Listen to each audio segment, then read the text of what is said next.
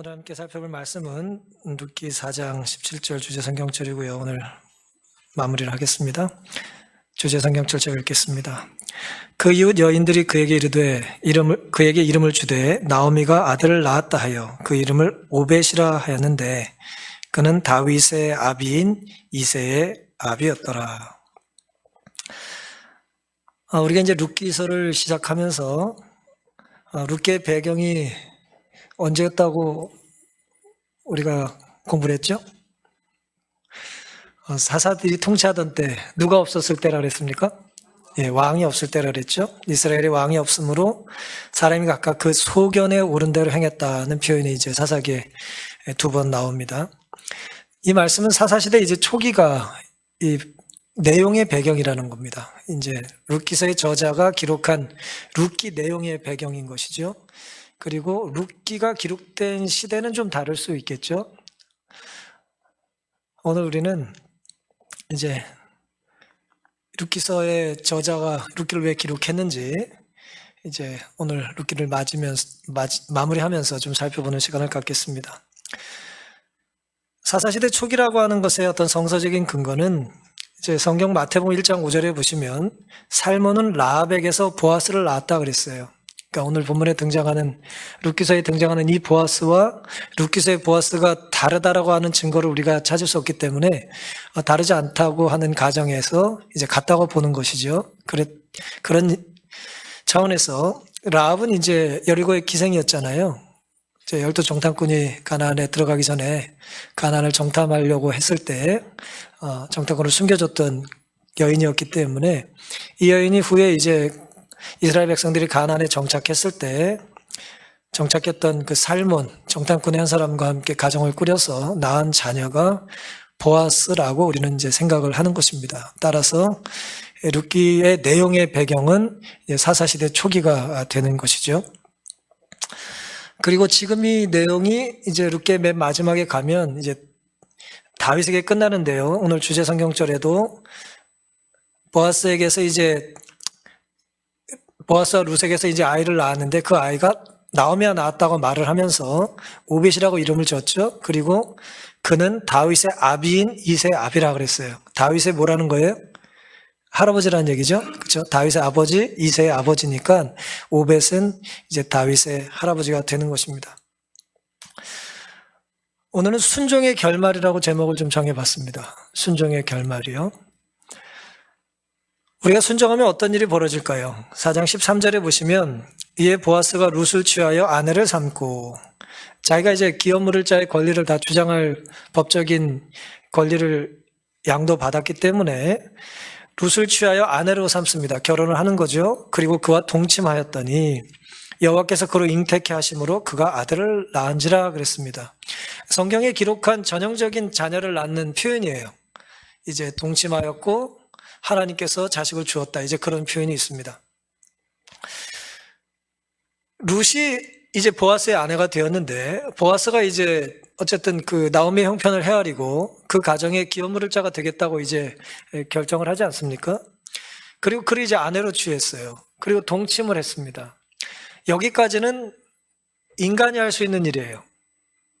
이제 순종하는 일이죠. 구체적인 순종이 어떻게 됐습니까? 기업 물을 자로서의 어떤 희생과 이제 봉사를 하겠다는 결심과 그걸 구체적으로 이제 행동으로 옮긴 것입니다. 근족, 이제 혈족, 제일 가까운 혈족이 그 가정을 책임지려고 하지 않았기 때문에 그 다음 순위였던 이제 보아스가 그 권리를 행사하는 거죠. 아내를 취하고 동침하는 것까지는 사람이 하는 일이에요. 그리고 잉태하고 아들을 낳는 건 누가 해주셔야 합니까? 그건 하나님이 해주시는 일이에요. 여기에 굉장히 극명한 차이가 있습니다. 우리는 어디까지 할 수 있어요? 우리가 할 수 있는 한계가 어디까지예요? 순종하는 거예요. 우리는 순종까지 할 수 있어요. 그것이 우리가 하는 끝이에요. 우리의 일의 끝은 순종입니다. 그리고 그 순종 너머의 일은 누가 책임지실까요? 하나님이 책임지세요. 물론 순종 너머에 그 결과를 하나님이 책임지시는데 그 결과가 반드시 우리가 기대하는 것과 같지는 않을 수 있어요. 우리 기대하는 것과 다른 결과가 나올 수도 있어요. 하지만 그 결과 이쪽으로 나든 저쪽으로 나든 그 책임을 누가 지실까요? 하나님이 지세요. 그게 순종을 우리에게 명하신 하나님의 계획입니다. 우리가 하나님의 뜻대로 살았다면 이후에 어떤 일이 일어나든 그것은 순종을 명한 하나님의 책임이죠. 순종까지만 우리의 책임입니다. 이유는 하나님이 하실 거예요. 우리는 하나님이 어떻게 하실지를 사실은 아는 것이 우리 일이 아니에요. 우리는 하나님이 어떻게 하실지를 아는 것이 우리 일이 아니라 우리 일은 하나님의 일에 순종하는 것입니다. 야고보서 1장 17절에는 각양 좋은 은사와 온전한 선물이 다 위로부터 빛들의 아버지께로부터 내려왔다 그랬습니다. 좋은 것은 하나님이 주신다는 거예요. 신명기 11장 14절에도 여호와께서 너희 땅에 이른 비 늦은 비를 적당한 때에 내리시리니 그랬습니다. 너희 곡식과 포도주와 기름을 얻을 것이라고 그랬습니다. 우리의 삶의 열매, 이 가정에서 지금 자녀라고 하는 열매를 하나님께서 주셨는데 고대 사회는 이제 토지가 굉장히 중요했잖아요. 결국 토지는 왜 중요합니까? 거기서 소산이 나기 때문이에요. 땅에 의지해서 사람이 살 수밖에 없고, 그래서 하나님께서는 땅은 하나님께 속한 것이기 때문에 영영이 너희 것이 아니라 말씀을 하신 것이죠. 모든 좋은 것, 온전한 선물은 여전히 하나님의 선물이라는 것을 믿게 되시기를 바랍니다. 그리고 그 선물은 오늘 말씀처럼 적당한 때, 가장 적시에 하나님의 시간표 안에서 이루어진다는 것도 믿게 되시기를 바랍니다. 우리가 할 일은 순종하는 것이고 결과를 믿음으로 기다리는 것이죠. 이사야 55장 9절에는 하늘이 땅보다 높은 같이 내 길은 너희 길보다 높으며 내 생각은 너희 생각보다 높으니라. 제가 여러 차례 이 성경절을 말씀을 드렸습니다. 우리 길과 하나님의 생각이 일치하면 제일 좋습니다. 그렇죠? 하지만 일치하지 않다 할지라도 중요한 건 뭐예요? 하나님의 길과 하나님의 생각이 옳다는 것을 우리가 믿는 것입니다. 룻의 가정, 나오미의 가정은 지난 10년 동안 끊임없이 아래로 무너지는 경험을 했어요. 남편이 죽고 아버지가 죽고 아들이 죽는 경험을 이 여인들이 한 것이죠. 10년에 걸쳐서 무너진 이 가정이 놀랍게도 세워지는 데는 그리 오래 걸리지 않았어요.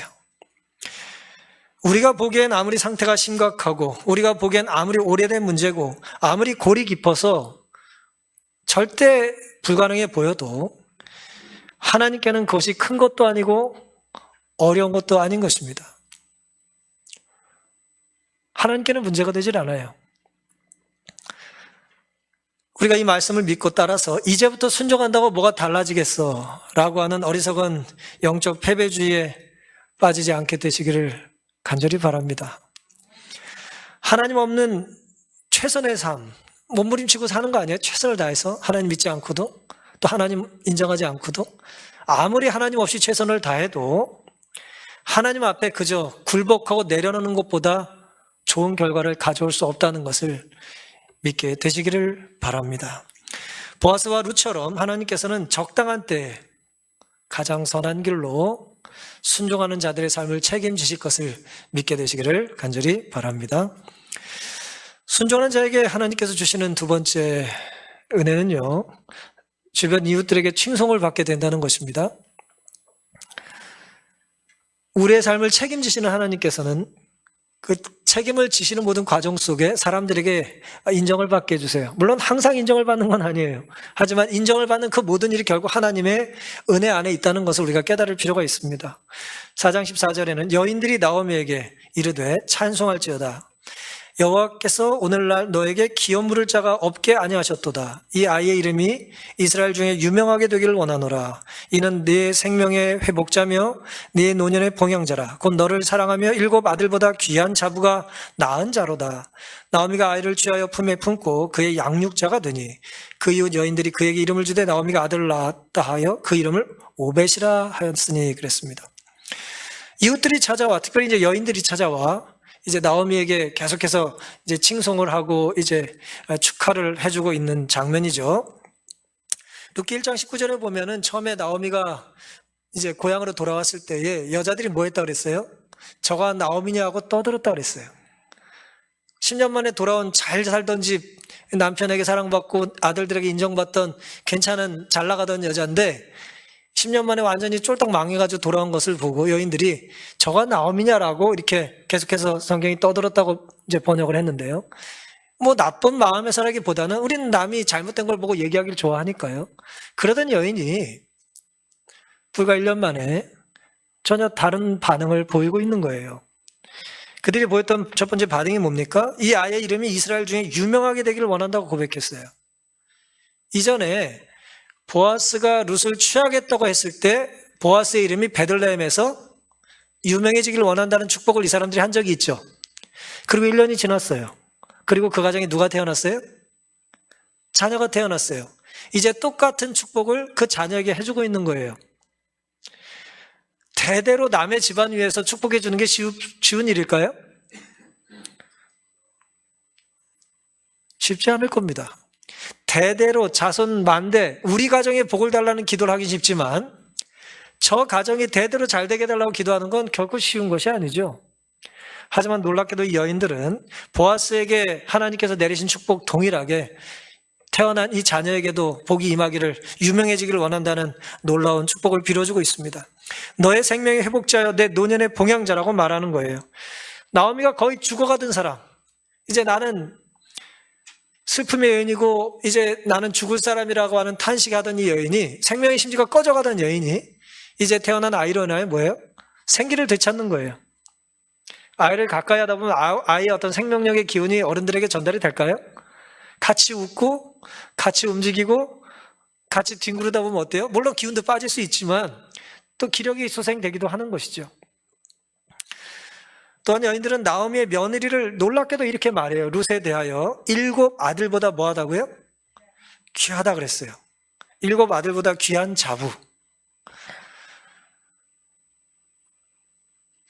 이게 맞는 말이에요, 틀린 말이에요? 그냥 우리가 그냥 일반적으로 보기에 저 며느리는 웬만한지 7 아들보다 귀한 자부지 뭐 라고 말할 수 있어요, 없어요? 말할 수 있죠. 그런 덕담할 수 있잖아요. 10 아들 부럽지 않아 딸 하나가. 저희 어렸을 때 그런 말 많이 했잖아요. 뭐 계획하느라고 가족 계획하면서 잘 키울 딸 하나는 그 앞에 뭐가 붙지는 않았어요. 그냥 못 키운 10 아들은 아니고 그냥 10 아들 부럽지 않다는 말 많이 썼잖아요. 맞는 말이죠. 지금 룻의 행색을 보면, 그의 행태를 보면, 그의 모습을 보면 17 아들 부럽지 않은 거예요. 그 완벽한 순대 7 유대인들에게 그 많은 아들 부럽지 않다. 며느리 하나 잘 구한 것이 이제 그렇게 말을 하는 것이죠. 맞는 말이에요. 문제는 이게 쉬운 말이 아니라는 거예요. 무슨 뜻일까요? 보통의 이 주변 여자들은 나오미의 연령대가 비슷하다고 봐야 될 텐데 그럼 그 가정에도 며느리가 있을까요, 없을까요? 며느리 없겠어요?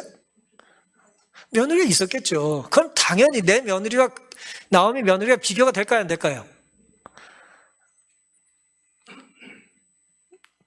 당연히 되죠.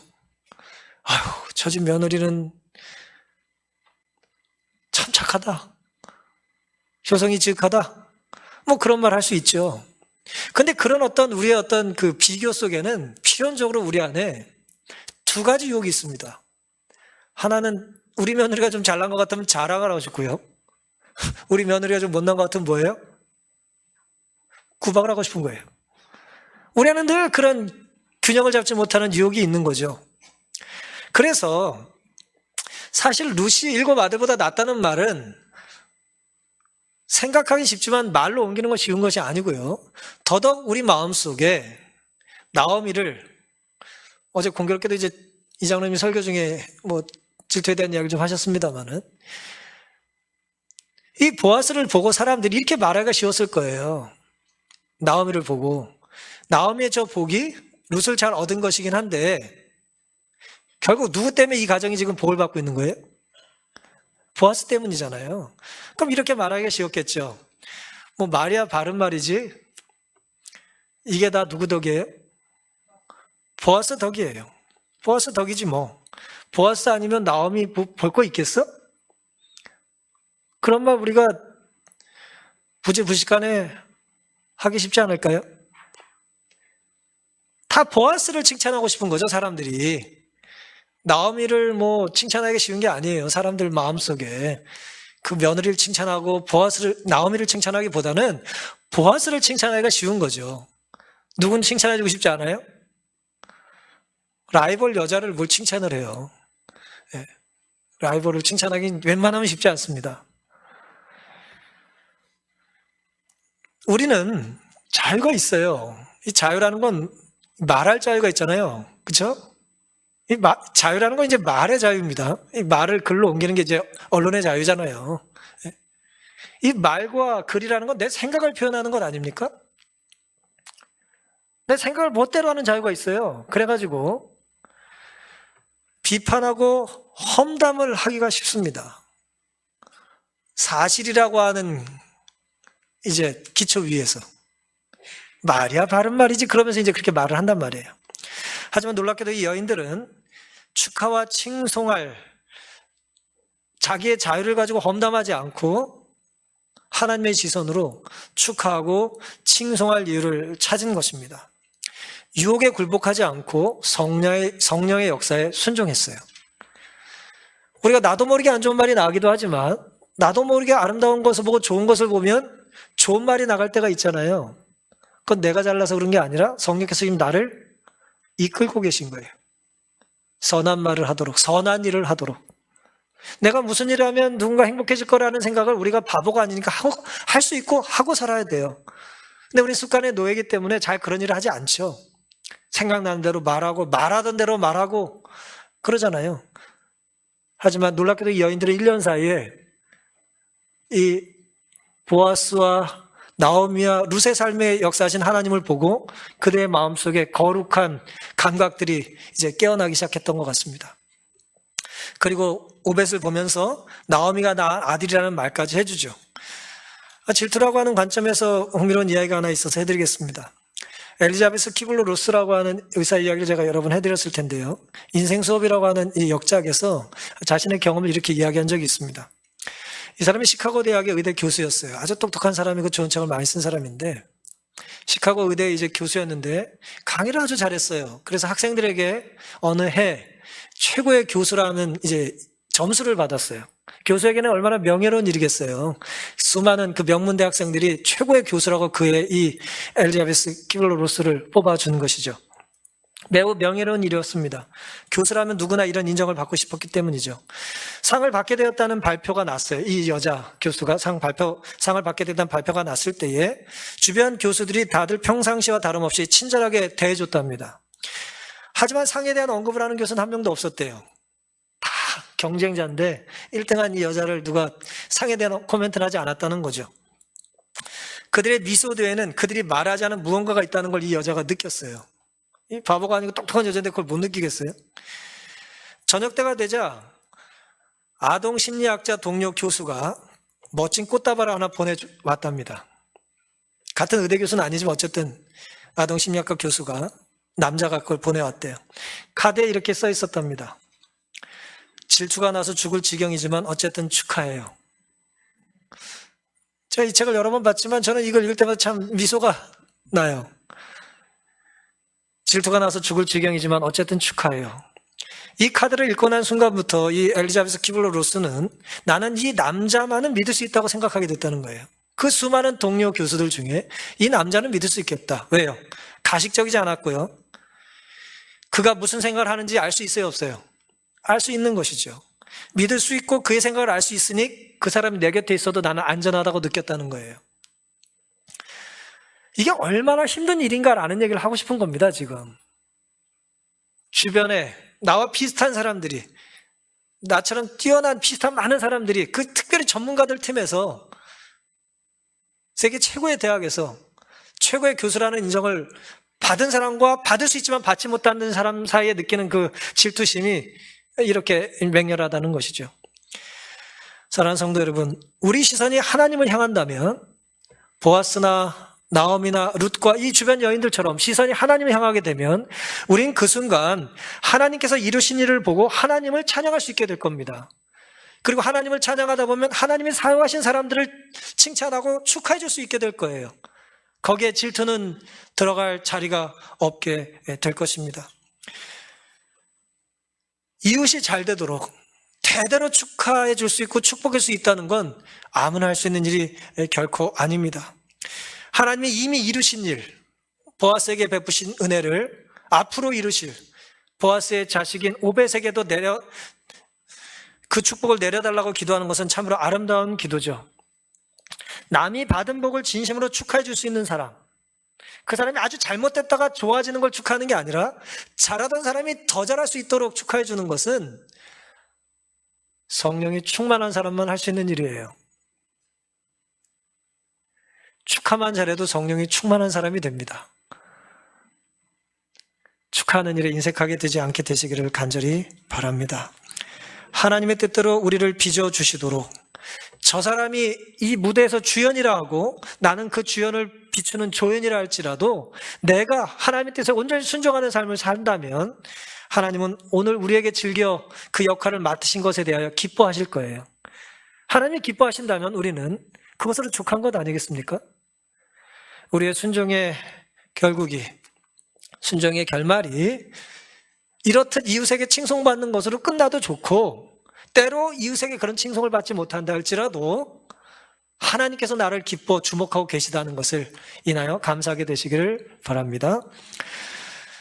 이제 순종의 결말의 마지막 부분인데요, 17절부터 보시면 그 이웃 여인들이 그에게 이름을 지어주고 그 아들의 이름을 이제 오벳이라고 이제 불렀다 그랬어요.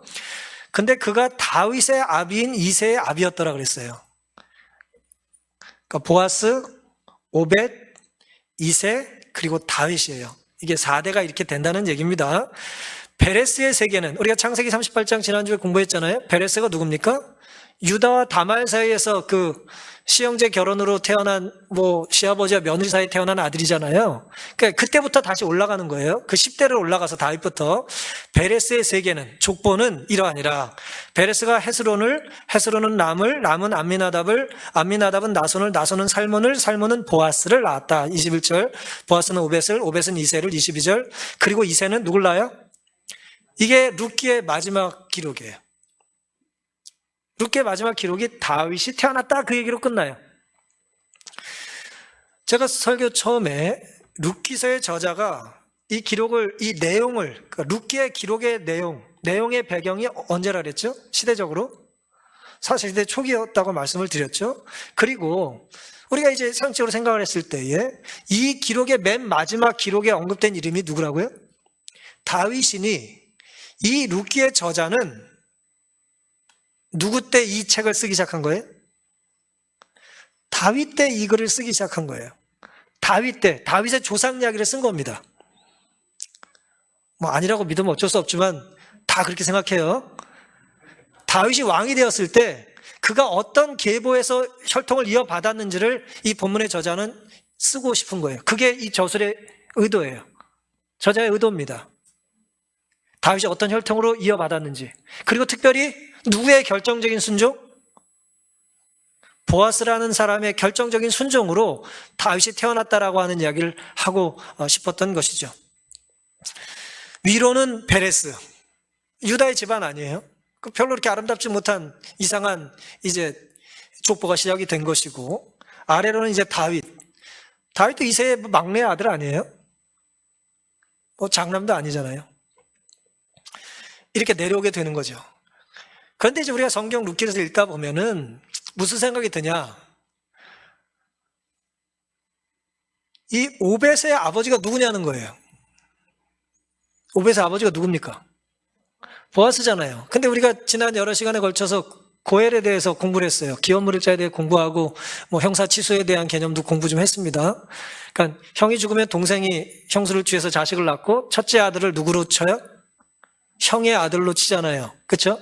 그러니까 형사치수라고 하는 이제 그런 결혼 제도와 그다음에 이제 고엘, 기업무력자라고 하는 제도는 유사하지만 같은 건 아니에요. 비슷한 개념입니다만은 정리를 하자면 고엘이라고 하는 것은 이제 레위기 25장에 나타난 신령과 관계된 개념이에요. 고엘이 한마디로 무슨 뜻이라고 그랬죠? 그냥 땅이라고 생각하면 된다 그랬죠? 땅을 사준다는 개념이에요. 물론 재산이라고 생각하시면 돼요. 내가 가진 재산을, 주성에게 물려받은 재산을 내가 관리를 잘 못하게 됐어요. 가난해져서. 그럼 어떻게 해야 돼요? 땅밖에 없으니 땅을 팔아야 돼요. 그러면 그 파는 땅을 제값을 받을 수 있겠어요, 없겠어요? 제값을 못 받죠? 그러니까 헐값에 넘길 가능성이 많은데 하나님은 그렇게 못하게 하신 거예요. 제값을 주고 거래하게 하셨고 그것을 가까운 사람이, 친척이 뭐예요? 사주라는 거예요. 남에게 팔린 것도 되사주고 다시 주라는 거예요. 그리고 그런 게 여의치 않으면 언제 가서 주인에게 돌아가요? 신년 때 가서 돌아갈 거라고 하는 게 이제 고엘의 의미예요. 고엘은 그러니까 기업물자의 개념은 땅과 관계된 개념이고요. 그 다음에 이제 형이 죽고 나서 동생이 형수를 취하는 형수 취수의 개념은 신명기 25장에 나타난 그의 삶이 구원하는데 생명과 관계된 거예요. 형의 아들, 형의 생명과 관계된 거예요. 둘 다 결혼이라고 하는 큰 틀 안에서 이해할 수 있어요. 한쪽은 형수를 취함으로 형의 씨를 이어주는 거고, 한쪽은 우리 가족이 잃어버린 재산을 땅을 되찾아줌으로 그 가정을 살려주는 거예요. 개념은 좀 비슷합니다. 그리고 그걸 거절할 수 있었어요. 거절하면 침뱉음을 당하고 신발 한 짝을 이제 벗어나야 된다는 이야기를 우리가 지난번에 살펴봤죠. 이런 배경하에 이제 우리가 이걸 좀 정리할 필요가 있겠습니다. 룻기서에서 오벳의 아버지가 누구냐는 거예요. 성경에 누가 아버지라고 기록해요? 보아스가 아버지라고 말해요. 근데 우리가 배운 율법적인 가르침에 의하면 아버지가 누가 돼야 돼요? 룻의 남편, 말론이 돼야 돼요. 말론이 돼야 돼요. 그렇죠? 근데 성경은 이 이름을 말론의 아들이라고 기록해야 하네요. 그렇게 기록하고 있지 않아요. 하나님이 그렇게 되면 그 아버지 이름을 이어주겠다고 해놓고는 그렇게 기록하지 않으시고, 보아스가 이제 오벳의 아버지로 성경에 기록이 되어 있습니다. 뭐 우리가 보기엔 그럴 수도 있지, 뭐 그렇게 넘어가는데 누군가 이게 궁금한 거예요. 저에게 몇 번을 물어본 분이 있었어요. 어떻게 된 거냐고. 그래서 내가 나중에 설교할 때에 기다리라고 몇 주를 이제 제가 끌었습니다. 왜 성경은 오벳의 아버지를 보아스라고 기록을 했을까? 이 상황을 좀 이해하기 위해서 우리는 이제 유대인의 배경을 좀 더 설명할 필요가 있겠습니다. 좀 성경 공부 같은데 좀 집중해서 들어주세요. 우리는 이 고리를 좀 이해하기 위해서 두 가지를 먼저 염두에 둘 필요가 있습니다. 첫 번째는 보아스는 말론의 형제가 아니죠. 그렇죠? 기론의 동생이 아니란 말이에요. 그러니까 룻에게는 시동생이 있어요, 없어요? 하나 있었는데 죽어서 없어요, 이제. 그렇죠? 그러니까 형사치수가 해당이 돼야 안 돼요?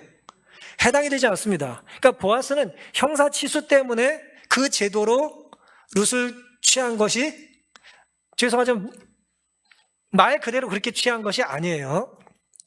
그는 기업물을 자로서 그 가정을 구원해 준 겁니다. 맞죠? 다른 제도예요. 비슷하지만 다른 제도란 말이에요. 시형제 결혼제도를 언급한 건 신명기 25장이고 고엘, 기업물을 자를 언급한 것은 레위기 25장 신형과 관계된 개념이기 때문에, 땅과 관계된 개념이기 때문에 그렇습니다. 뭐 개념적으로 보면은 그냥 제가 느끼기에는 이 기업물을 자의 개념이 좀 더 큰 개념같이 느껴져요. 땅을 책임져 주고 그 가정까지 책임져 준다라고 하는 울타리 안에서 좀 더 큰 것 같지만 두 개는 이제 섞여 있기도 하고 좀 다르기도 하는 거죠. 룻의 상황은 지금 시형제 결혼법이 해당되지를 않잖아요. 시동생이 없으니까 가정 문제를 넘어간 거예요, 이제. 요 가정의 문제가 아니라 이제 뭐가 됐어요? 그 시족의 문제가 된 거예요. 자기들 가족끼리 해결할 수가 없어요. 시동생이 없으니까. 다른 형제가 없으니까. 그래서 이것이 시족의 문제로 확대가 된 거예요. 그러니 이것을 이제 고엘이라고 하는 울타리 안에서 이제 보아스가 하나님의 말씀에 순종하고 이제 해결을 한 것이죠. 근데 두 번째 우리가 생각해 볼 수 있는 것은 보아스는 기업물을 자의 의무감 때문에만 이 일을 한 것이 아니라, 의무감 때문에 어쩔 수 없이 한 게 아니라, 자기 아니면 할 사람이 없으니까 어쩔 수 없이 한 것이 아니라, 보아스는 룻을 아내로 맞이하기 위한 것이 더 중요한 목적이었어요. 룻을 아내로 맞이하려는데 뭐예요? 처음 가진 권리를 가진 사람이 있으니까 그가 포기하자마자 그걸 이제 취한 것이 된다는 것이죠. 기업물을 권리를 가졌던 첫 번째 근족에 대하여 이제 본교 주석은 이렇게 기록을 했습니다. 분명히 그는 그의 재산을 상속받을 자녀가 없었다. 손해 볼까 해서 취하지 않은 그 사람 얘기예요. 아마도 자녀가 없을 거라고 생각해요. 만약 그가 룻과 결혼하면 룻이 낳게 될 그 첫째 아들은 자기 아들이 아니라 죽은 룻의 남편의 아들로 여겨질 것이죠. 그렇게 될 때 그가 나오미에게 살 땅과 지금 자기가 사는 땅과 자기 재산까지도 룻의 아들에게 넘겨지게 될 것이다 라고 생각했다는 거예요. 그게 싫어서 이 사람은 그걸 취소한 거예요. 손해날까 하고. 이득이 없잖아요. 그렇게 얘기한 것이고요. 롤랑 드보라고 하는 아주 출중한 이제 천주교 신앙을 가진 이제 학자가 있어요. 구약신학 아주 위대한 학자인데 이 사람이 이제 히브리 대학에 교수하면서 이제 구약시대 생활풍속이라는 아주 좋은 책을 저술을 했는데요. 그 책에 보면은 이 상황을 이렇게 기록을 했습니다. 포기한 그 사람에 대해서 그는 자기에게 부과되는 이중의 의무를 감당하고자 하지 않았다. 그 토지를 매입하고 과부 룻과 결혼하는 의무이다. 땅도 사는 의무, 그 다음에 그 여자도 취하는 의무, 이중의 의무를 그는 감당할 마음이 전혀 없었다는 거예요. 왜냐하면 이 결혼해서 태어날 어린이는 이미 죽은 본 남편의 뭘 따를까요? 성을 따르게 될 겁니다. 그리고 그가 자기 재산의 상속자도 될 것이에요. 그러니까 남의 자식으로 될 성을 가진 사람에게 누구 것까지 줘야 돼요? 내 돈까지 줘야 되는 거예요. 물론 자녀가 없을 거라고 가정하면 죽은 다음에 무슨 돈이 무슨 의미가 있겠나 싶을 수도 있지만 뭐 사람이 그렇게 생각을 안 하나 봐요. 어쨌든 그래서 남의 이름을 가질 남의 성을 따라갈 사람을 내가 굳이 뭘 데려다가 내 재산까지 나중에 주냐 그럴 마음이 없었다는 거예요.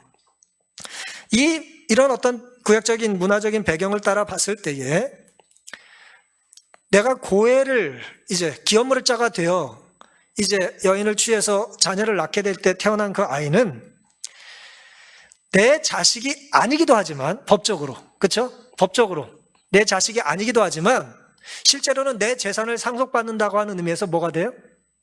내 자식도 되는 거예요. 제가 이 얘기 들으려고 좀 복잡하게 설명을 드린 거예요. 기업물을 자가 되어 자식을 낳으면 법적으로는 이 여자의 먼저 남편의 자식이 되지만 실제로는 내 재산을 상속받는다는 의미에서 내 자식도 되는 것입니다. 따라서 룻기 4장은 보아스 혈통이 위로는 유다까지 이르고 밑으로는 이제 다윗까지 이른다고 이제 말을 하는데요. 이런 진술에서 오벳의 아버지가 말론이 아니라는 뜻이 아니고요. 여기 보아스가 기록됐다 그래서 오벳의 아버지가 법적으로 말론이 아니라는 말이 아니고 법적으로 말론의 아들인 건 맞지만 실제적인 생물학적인 의미에서의 아버지는 누구라는 거예요? 보아스라고 하는 것을 이 저자는 반드시 기록하고 싶었던 거예요. 누구의 순종으로 오벳이 태어났고 그의 삶을 통해서 결국 누가 태어났다? 다윗이 태어났다는 얘기를 하고 싶은 거예요. 법적인 생물학적 아버지가 다르다는 것은 이스라엘의 족보에는 죄송하지만 이렇게 많이 발견이 돼요.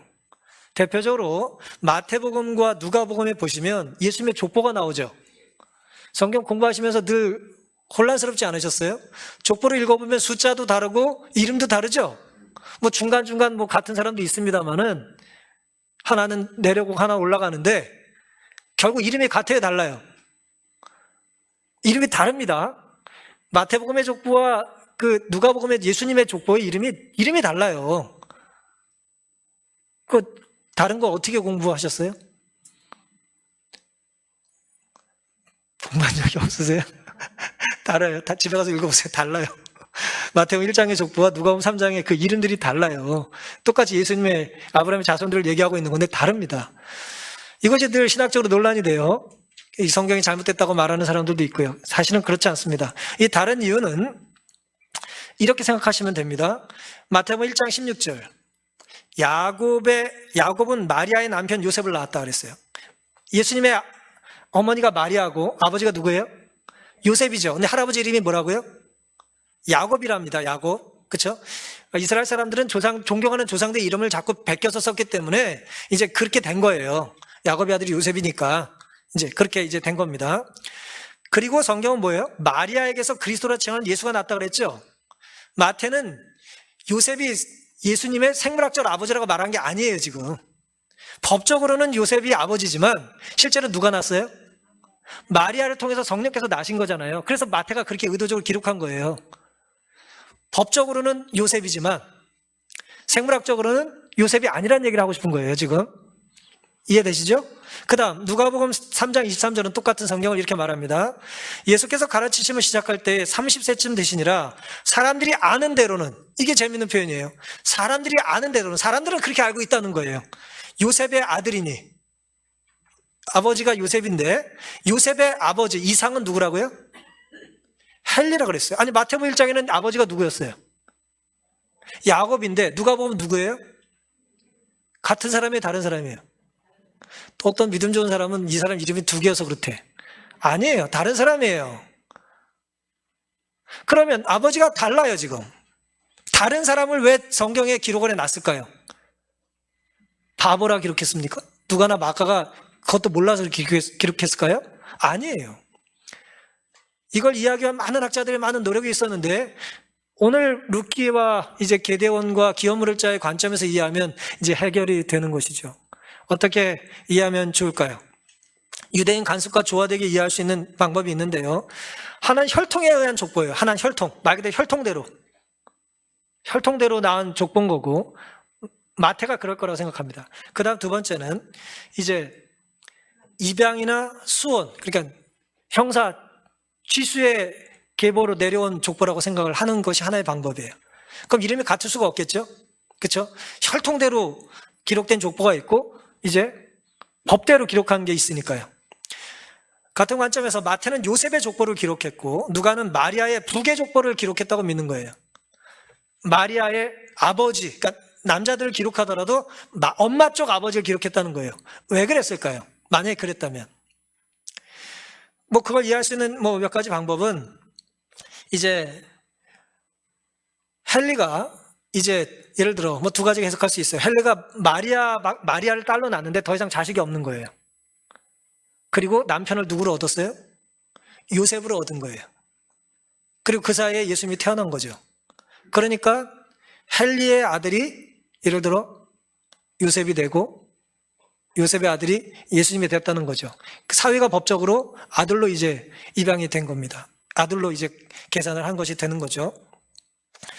유대인의 관습에 따라서 이제 이렇게 이제 해석할 수 있다는 거예요. 실제 아버지, 그 다음에 이제 법적으로 입양한 이제 족보로 이제 우리가 이것을 나눠서 이해할 수 있다는 것이죠. 요셉의 아들, 그러니까 야곱의 아들이라면 요셉이 이제 말씀드린 것처럼 헨리의 아들이 될 수는 없는데 둘 다 될 수 있는 방법이 이제 게데온으로 이해를 했다는 것입니다. 이 말씀 이제 정리를 하고요. 오늘 이제 룻기를 마치면서 우리가 생각해야 될 가장 중요한 것은 이런 것입니다. 죽은 자의 이름이 전승이 된다는 거예요. 그 계보가 끊긴 것이 전승이 돼요. 누굴 통해서요? 살아있는 자의 순종을 통해서 이어지는 것입니다. 이것이 제가 볼 때 룻기서의 핵심이에요.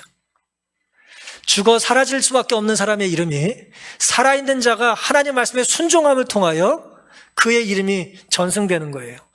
하지만 놀랍게도 성경은 정말 순종한 사람이 누구인지를 기록에 남겨두는 것입니다. 하나님은 그걸 중요하게 여기신다는 거예요. 세상 역사에 따라 기록이 안 될 수도 있어요. 우리의 순종이, 우리의 헌신이 사람들은 잊어버릴 수도 있고 중요하게 여기지 않을 수도 있어요. 하지만 하나님은 뭐 하세요? 하나님이 기억하시고 그것을 주목하시고 그것이 귀한 일이라고 여기신다는 것입니다.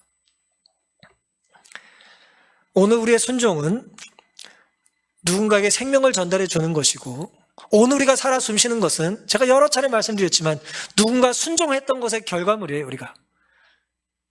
누가 순종했기 때문에 그 순종의 결과로 하나님이 우리에게 생명을 넣어 주신 것입니다. 우리의 신앙도 마찬가지죠. 성경의 족보는 하나님이 어떤 분인지, 하나님과 연결된 사람은 어떤 사람인지를 보여주는 것입니다. 우리는 어떤 면에서 보아스는 어리석은 사람처럼 보여요. 이름이 기록되지 않는 사람은 좀 지혜로운 사람 같습니다. 이 사람은 손해볼 일을 하지 않았어요. 하지만 보아스는 뭐예요? 손해볼 일만 선택하고 살았어요. 우리는 이 보아스의 모습에서 누구를 발견합니까? 예수 그리스도의 십자가를 발견하게 되는 것입니다. 순종하는 것을 택함으로 계속해서 손해보시는 선택을 하는 거예요. 사랑이라는 게 그런 것 아니겠습니까? 사랑을 시작한다는 것은 결국 뭘 시작하는 거예요? 내가 손해볼 마음으로 시작하는 것입니다. 대신 그 손해가 손해로 여겨지진 않겠죠. 기쁜 마음으로 하게 될 테니 말입니다. 욥기 19장 25절에는 내가 알기로는 나의 구속자가 살아계시니 후일에 그가 땅에 서실 것이라 그랬어요. 여기서 얘기하는 구속자가 바로 고엘이라는 얘기입니다. 나를 구원해 주신 분이라는 거예요. 지금 내가 아무리 고통스럽고 힘들어도 결국 나를 구원해 주실 예수 그리스도, 나의 기업 물을 자는 살아계셔서 나를 구원하실 거라는 거예요. 이사야 43장 1절에도 고엘의 개념이 나옵니다. 야곱아 너를 창조하신 여호와께서 이제 말씀하시느니라. 이스라엘아 너를 조성하신 자가 이제 말씀하시느니라. 너는 두려워 말라. 내가 너를 구속하였고. 여기서의 구속이 기업 물을 자의 같은 단어입니다. 하나님 우리를 뭐 하세요? 끝까지 책임지실 거예요. 우리가 팔아먹은 땅도 책임져 되찾아 주실 것이고, 우리가 잃어버린 시간도 우리가 회개할 때 회복시켜 주실 것이고, 우리가 숨이 끊겨 아무런 것도 남길 수 없는 불쌍한 비투성이로 산다 할지라도 하나님께서는 십자가의 보혈로 예수 그리스도 통해서 우리의 이름을 생명책에 기록해 주실 것입니다. 지난 10년 혹은 20년 우리 가정에 기쁜 일이 없을지도 모르겠어요. 기쁜 일이 하나도 없었을지 모르겠어요. 병들고 아프고 사업은 어려워지고 암담한 지난 시간들이 오늘 이 가정을 통해서 봤을 때는 하나님은 한순간에 해결하실 수 있음을 보게 되는 것입니다. 요한복음 6장 37절에 내게 오는 자는 결코 내어쫓지 않으시겠다 우리를 초청하셨고요. 이 쉼없는 두려운 시대에 나의 멍에를 보고 내게 배우라. 그러면 너희 마음이 뭘 얻을 것이다? 쉼을 얻을 것이라 말씀을 하셨습니다. 주님의 말씀에 순종함으로 순종의 결말을 모두 누리게 되시기를 간절히 바랍니다. 여전히 각자의 삶에 또 우리 가정에 혹은 이 교회에 혹은 이 나라에 결말이 두렵고 무서울 수 있겠지만 다시 처음으로 돌아갑니다. 순종까지가 우리가 할 일이고, 순종 이유는 누가 책임지십니까? 하나님이 책임지실 것을 믿고 결국 우리가 할 수 있는 최선은 하나님의 말씀을 믿고 순종하는 것임을 확인하고 다짐하는 이 시간 되기를 바라면서 오늘 룻기의 말씀을 마치겠습니다.